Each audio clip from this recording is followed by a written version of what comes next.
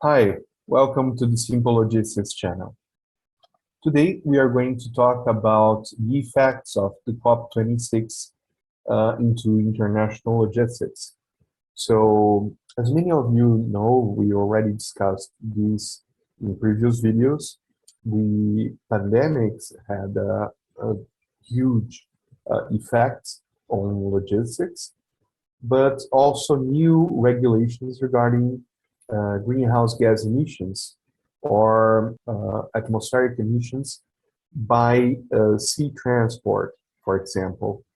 IMO, the International Maritime Organization, enacted new regulations that were supposed to enter into force in 2020 regarding the emissions or especially sulfur emissions of shipping lines.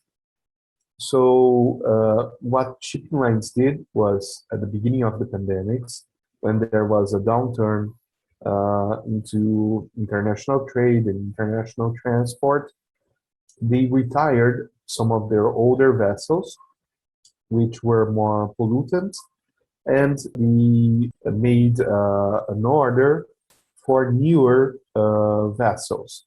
The thing is, a vessel doesn't get ready from one day to the other. It takes time to build those vessels.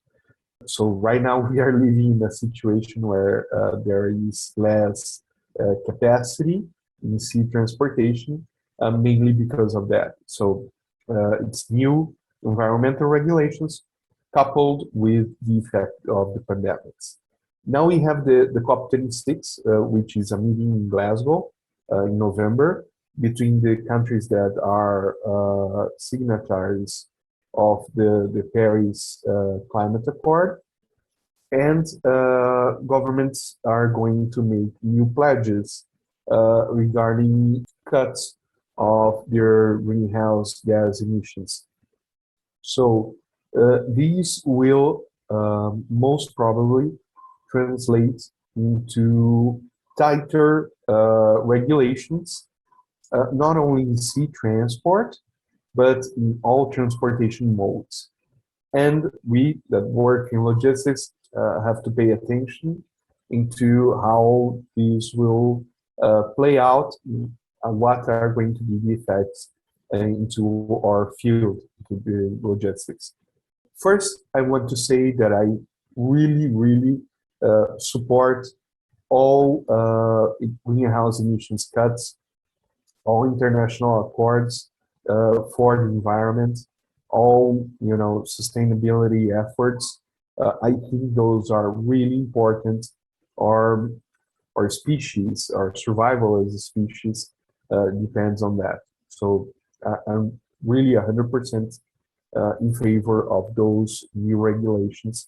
So I'm not worried and I'm not sad that these new regulations and these changes are going to affect logistics.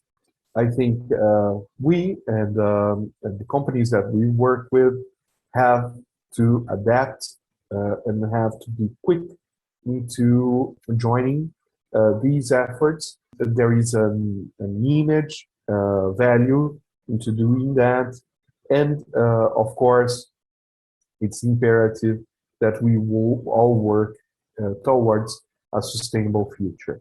So I don't think companies should resist these changes. I don't think we as professionals should resist those changes. I think we should embrace them. So let me tell you what are the changes that I see coming in the next few months, in the next few years, for countries to achieve those pledges.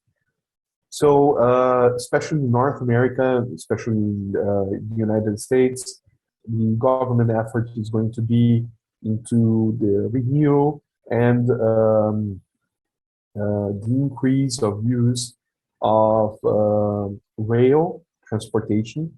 Rail is already very strong in Europe, but in the United States is not that strong. There is a lot of cargo transported by rail, especially for passengers. It's not a very used transportation mode. And overall, the North American rail is not in very good conditions.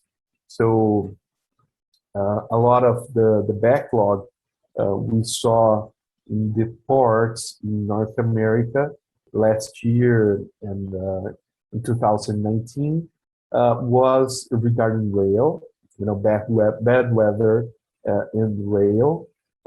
So rail in North America is very old.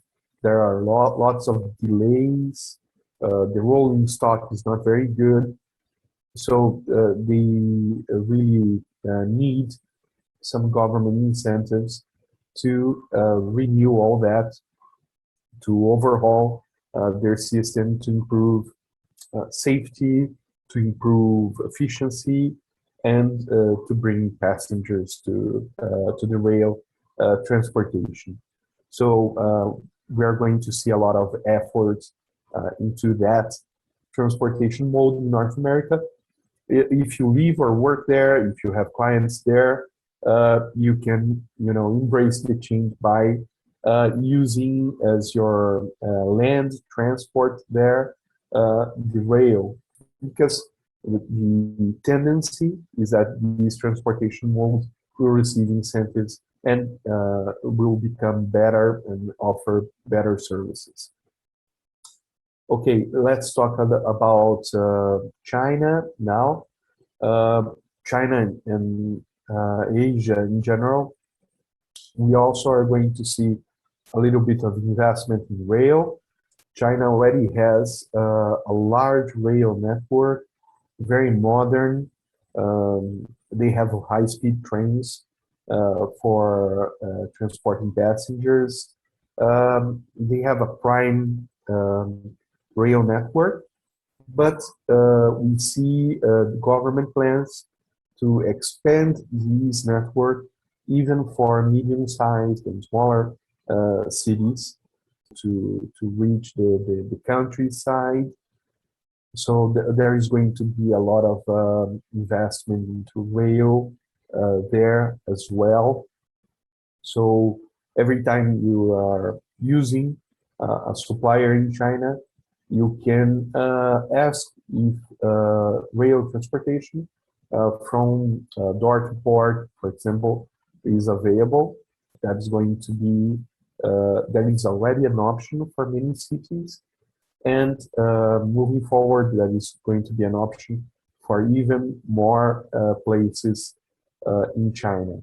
And by using rail, they are using a transportation mode that is really more efficient than road, that emits a lot less greenhouse gas emissions, especially if you're using electric trains. United States and China are moving aggressively toward that to reduce their greenhouse gas emissions. Now, Europe. In Europe, they already have a very good rail network. It doesn't need improvement, doesn't need expansion. So they are going to fulfill their pledges, especially by changing the car fleet, private cars, small delivery trucks, from internal combustion engines to electric power plants or to battery electric vehicles. These has shows the biggest opportunity in Europe for their for reducing their greenhouse gas emissions, and the technology is feasible. Tesla and lots of other companies are showing that already. Sales of electric vehicles in some markets in Europe, for example, Norway, Denmark, are bigger than of internal combustion engine cars. So I see them working more toward that to achieve their greenhouse gas emissions. For us, for example, if you export some product to Europe, or if you work in Europe and you have to distribute your product, You don't have to worry too much about that because if the transportation or the trucking company changes their fleet from internal combustion engine vehicle to electric one, these will probably not affect you, or the effect could be really small. If you don't have to change transportation mode or anything. So again, I would say if you have to choose between two trucking companies and one is already using electric vehicles and the other is using only internal combustion engine vehicles, I would tell you try to embrace the new technologies as fast as you can. You can use that for image purposes. I think it's fair for companies to do that. Some people say, it's greenwashing, it's not that good. Companies should be sustainable, but not um, profit on that. But I think it's only fair, because at the beginning you're going to pay a premium for these environmental friendly transport. Electric vehicles in general are still more expensive than internal combustion engine vehicles. So if you are going to pay a premium, you have to have other advantages from that, and you can profit by using that to boost the company image, the corporation image, the product image, by saying, we are sustainable, we are using electric vehicles to distribute our products or to do internal logistics or whatever. So I think those are the main effects of these new pledges that countries are going to make in COP26.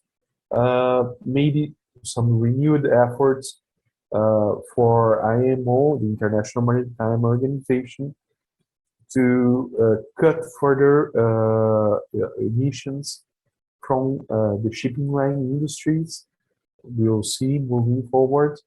But I don't think we are going to see new capacity versus demand shocks into sea transportation, as we saw in 2020, and we are still feeling the effects of that. So I don't see that happening again in the future, in the near future. I think the main effects are going to be the ones that I explained to you in the inland transportation, maybe changing modes from road to rail, and in Europe by changing the main fuel from fossil fuels to electricity. So those are my thoughts about the COP26 and its effect on logistics. If you like our content, if you think issues that we discuss here are valuable to you, please consider subscribing to our channel.